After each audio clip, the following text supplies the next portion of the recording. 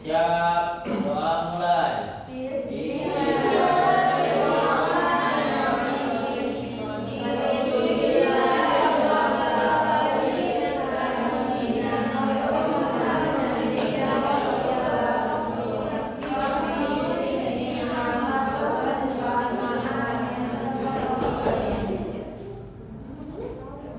Oke, ada yang tahu nggak hari ini akan membahas materi apa?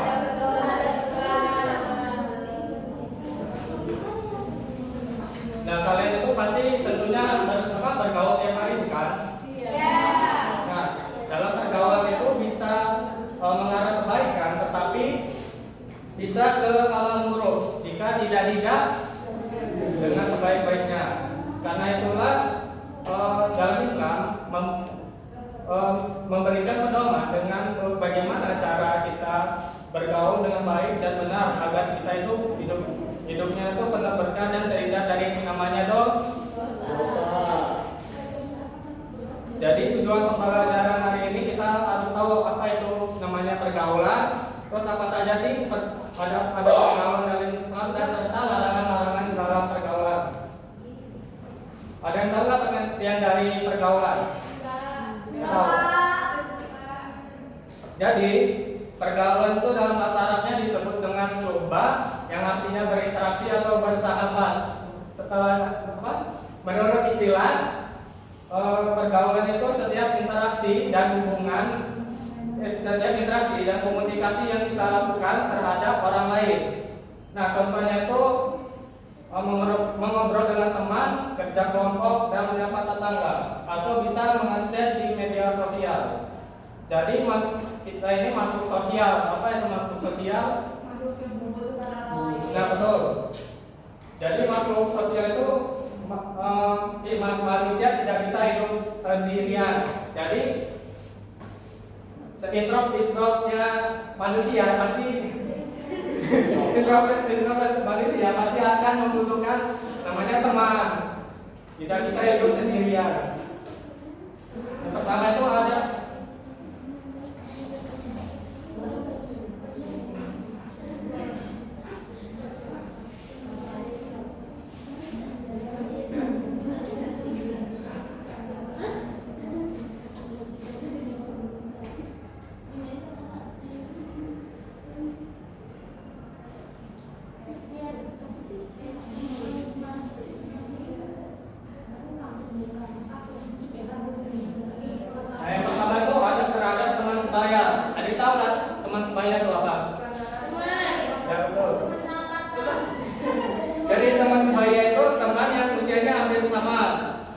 misalnya itu teman sekelas atau teman satu organisasi atau satu UKM.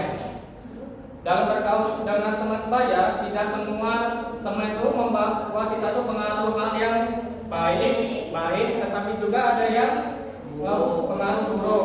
Seperti hadis Rasulullah SAW, almaru ala dini qalihi falyanzur ahadukum man yukhalil. Yang artinya sesungguhnya seseorang tergantung pada agama temannya, maka perhatikan siapa yang menjadikan temannya.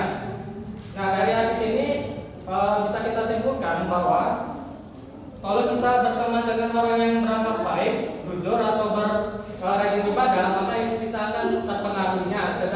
Tetapi kalau kita berteman dengan orang yang suka berbuat maksiat, lama-lama kita akan bisa terpengaruhnya. Terus, bagaimana sih cara memilih teman yang baik?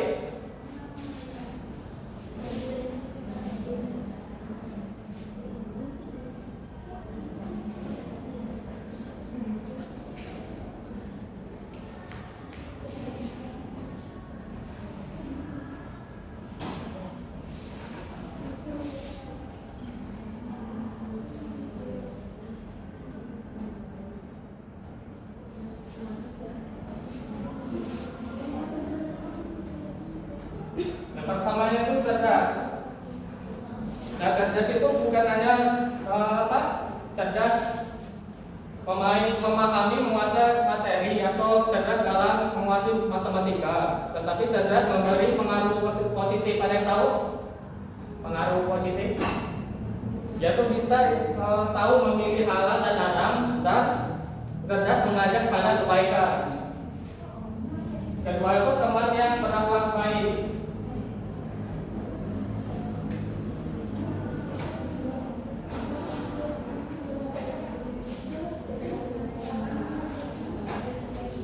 Nah, berakhlak baik ini bisa berakhlak baik itu seperti sopan, jujur, sabar, dan tidak emosi atau tidak suka marah-marah.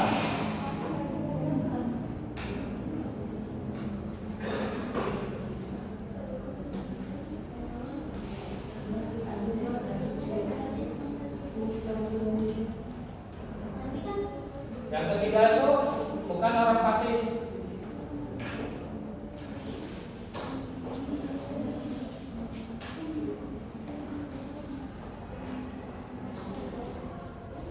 Ada yang tahu nggak orang fasik itu apa?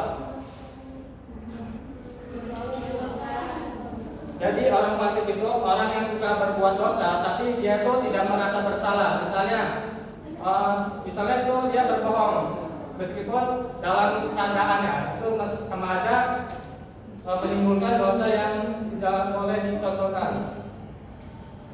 Setelah habis itu meninggalkan sholat dengan sengaja itu tidak diperbolehkan ya. Kemudian masuk ke dalam adab-adabnya.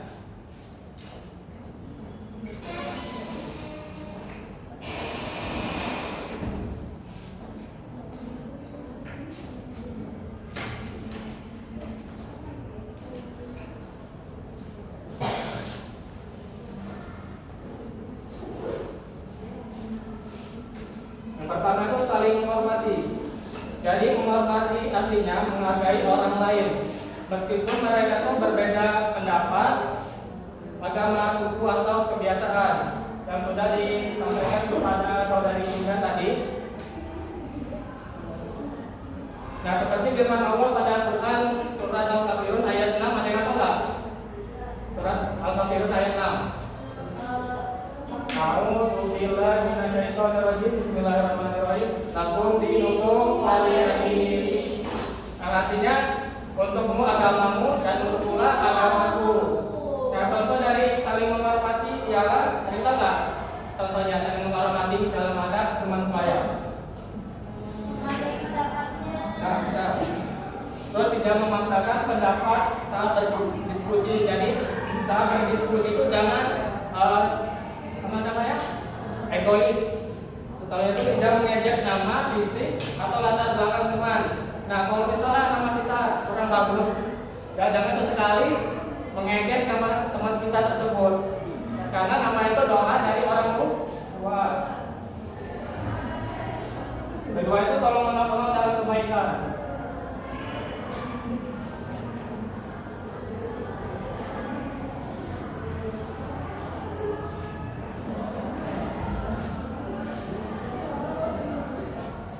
Kedua itu tolong menolong. Jadi dalam agama kita, agama Islam, kita dianjurkan untuk saling tolong menolong satu sama yang lain. Tapi dalam konteks dalam hal yang kebaikan ya, dan jangan menolong teman yang suka berbuat maksiat. Contohnya itu mencontek, berbohong, atau bolos kuliah. Rasulullah SAW pernah berkata, Allah akan menolong hambanya selama hambanya itu menolong saudaranya. Nah, contoh dari tolong menolong, ada yang kata? Tolong menolong. Nah, bisa.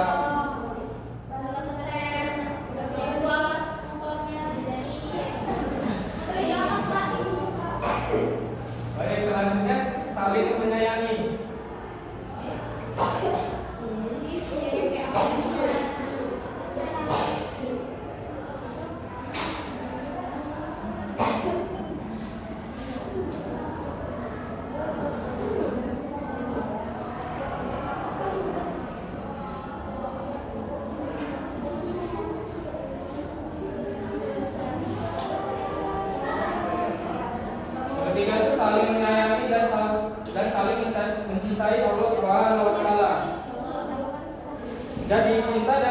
sayang itu tidak hanya untuk keluarga atau pasangan yang sudah menikah, tetapi juga sesama teman. Namun niatnya itu harus karena Allah Subhanahu wa Ta'ala, bukan karena dipuji atau mendapatkan keuntungan darinya. Contohnya itu mendoakan teman supaya ada sukses dan bahagia, dan menjaga rahasia teman dan tidak boleh mengumbar baik-baik temannya, dan tidak iri atas keberhasilan teman. Misalnya Cinesa udah wisuda tapi kazalannya iri.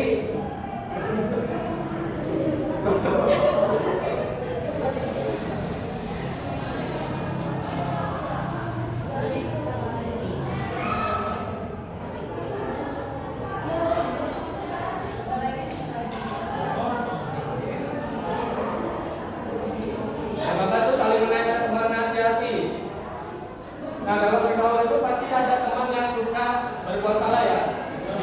Jika teman kita berbuat salah, jangan sungkan untuk meminta maaf,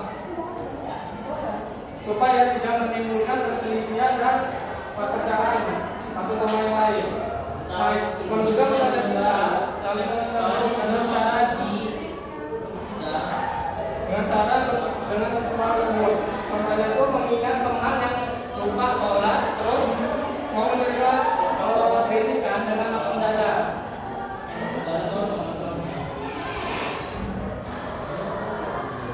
Nah, selanjutnya larangan bergaul.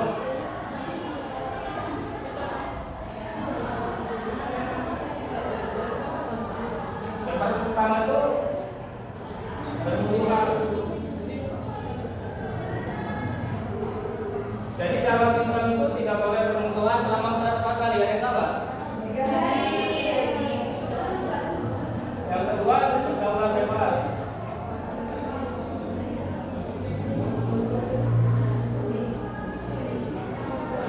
Yang ketiga itu melanggar dogma agama.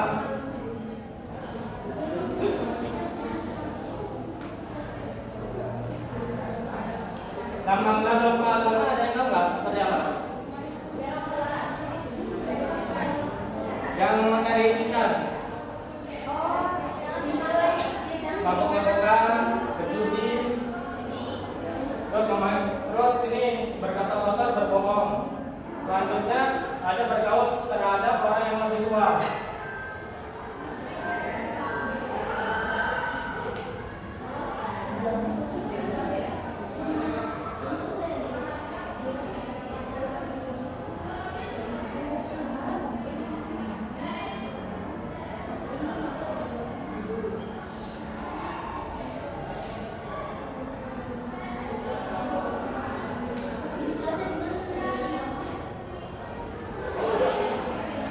Pertama itu berlaku sopan dan santun. Nah, sopan dan santun itu berarti berbicara dan bertingkah dengan hormat, tidak kasar dan tahu tempatnya. Jadi, kalau dalam bergaul dengan orang yang lebih tua, kita harus menundukkan dan mengeluarkan suara saat orang tua itu berbicara, tidak menyela atau tidak memotong pembicaraan, dan mendengarkan dengan sebaik-baiknya. Sebagaimana Allah berfirman pada surat Al-Isra ayat 24 yang berbunyi, waqfi daluman jangan memiliki rahmat. Dan artinya rendahkanlah dirimu terhadap mereka dengan kasih sayang. Nah, contoh dari berlaku sopan santun itu bisa dengan tidak berbicara keras di depan guru dan mendengar mereka saat berbicara.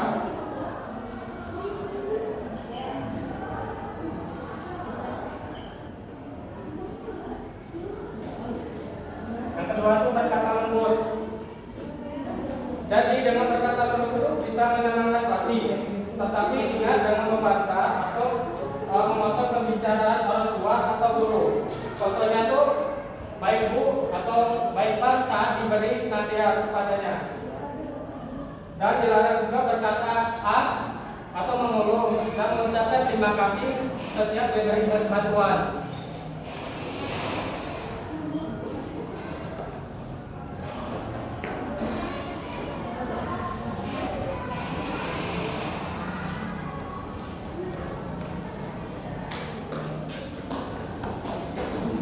Ketiga itu menolak cerita yang buruk. Jika orang tua atau senior memberi contoh yang buruk atau tidak baik, kita boleh menolak dengan cara yang sopan. Contohnya itu, maaf Pak, saya tidak bisa ikut karena perbuatan itu tidak baik. Jadi kita tetap menjaga kebaikan tanpa menyinggung perasaan orang lain. Gampang itu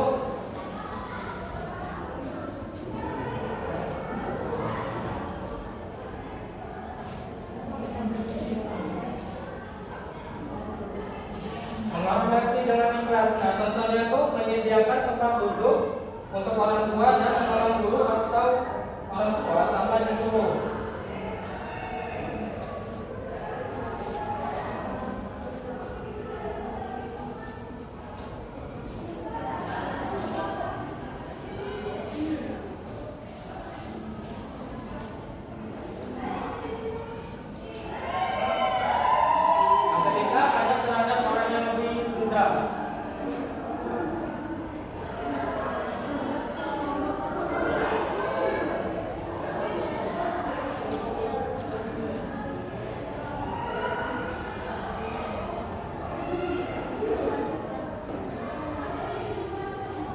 Yang pertama itu menasehati dengan bijak.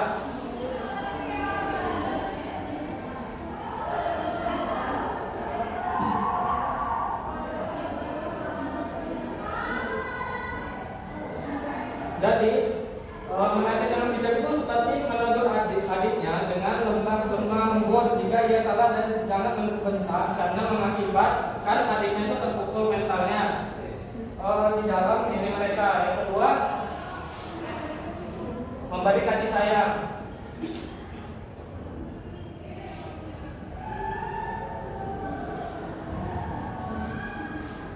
Sama seperti ada terhadap orang yang lebih tua, kita harus memberi kasih sayang karena kasih sayang ini menandakan cinta kepadanya. Sebagaimana Rasulullah itu pernah berkata, hormatilah yang lebih tua dan sayangi yang lebih muda, maka engkau bersamaku di surga. Hadis riwayat Baihaqi.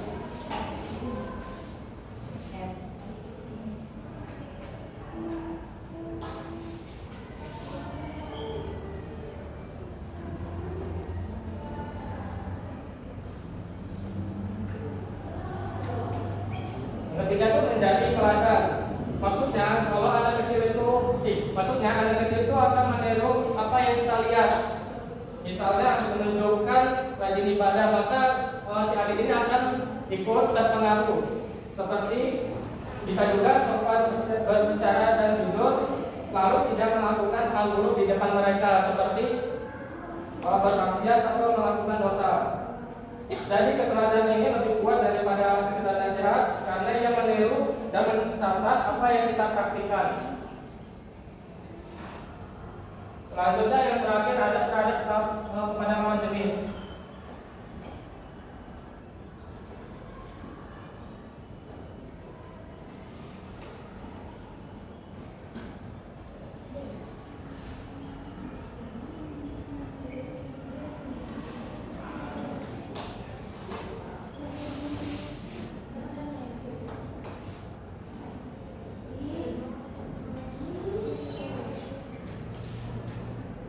Pertama itu berteman karena Allah Subhanahu wa Ta'ala. Jadi berteman dengan lawan jenis itu diperbolehkan, asalkan tujuannya baik, bukan karena perasaan, sehingga tidak menimbulkan fitnah atau dosa. Misalnya berkomunikasi untuk urusan belajar atau bekerja kelompok, bukan karena untuk menggoda.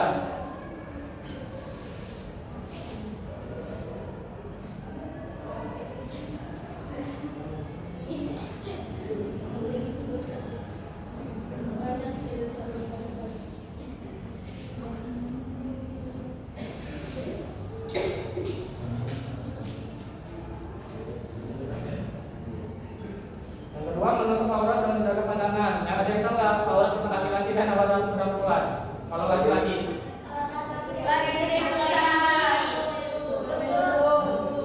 ya jadi aurat laki-laki dari pusar hingga lutut, sedangkan aurat perempuan itu dimulai dari seluruh tubuh kecuali muka dan tangan. Dan kita juga dianjurkan untuk menjaga pandangan. Ini sulit dipraktikkan ini.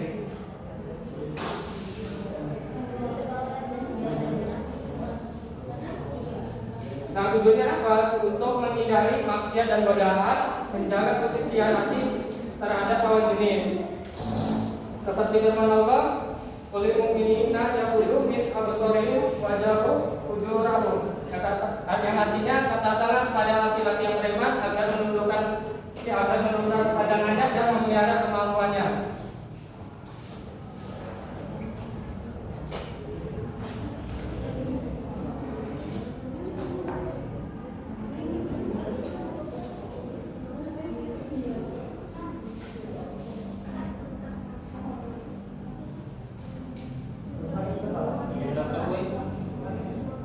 Yang ketiga itu menjauhi khawat. Adakah khawat itu apa? Bisa? Khawat. Nah. Khawat. Artinya berduaan. Jika ada laki-laki yang perempuan berdoa berduaan tanpa mahram, maka tengahnya itu adalah setan. Dan yang keempat itu ada berbicara seadanya.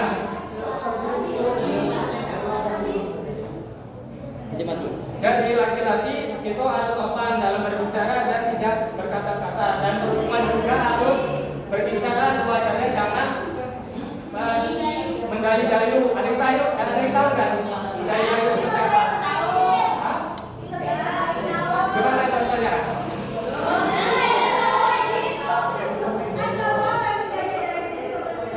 Iya. Nah, teman-teman gunakanlah bahasa yang sopan seperti dari candaan dan lebihan. Jadi ada yang bisa memberikan kesimpulan nggak dari materi ini? Ada nggak? Ada. Kasih hikmah. Ya, sadar bisa.